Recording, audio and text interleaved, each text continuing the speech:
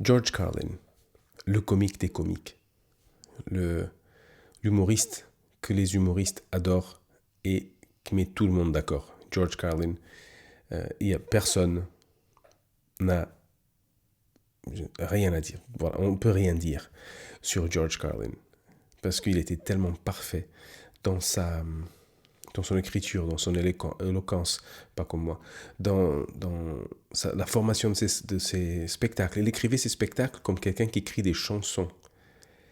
Et le rythme, l'ascension des phrases, tout était parfait. De sa diction, de son articulation, tout était millimétré.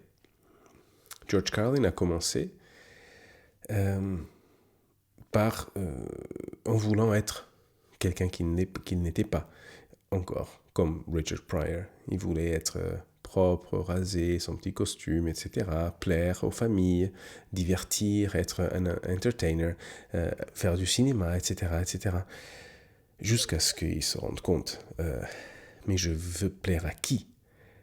À qui est-ce que j'ai envie de communiquer? Qu'est-ce que j'ai envie vraiment de dire?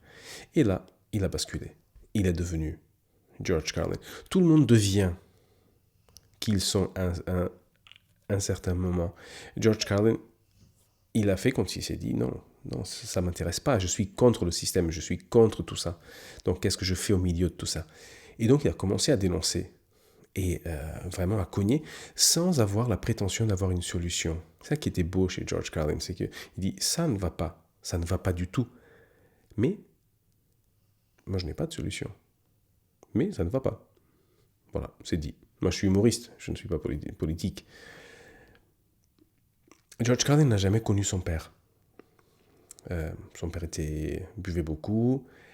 Il s'est séparé de sa mère. Et ce qui est intéressant, c'est que le père de George Carlin était commercial et il avait gagné un concours d'éloquence parmi tous les commerciaux de pub. Je pense qu'il travaillait dans la pub.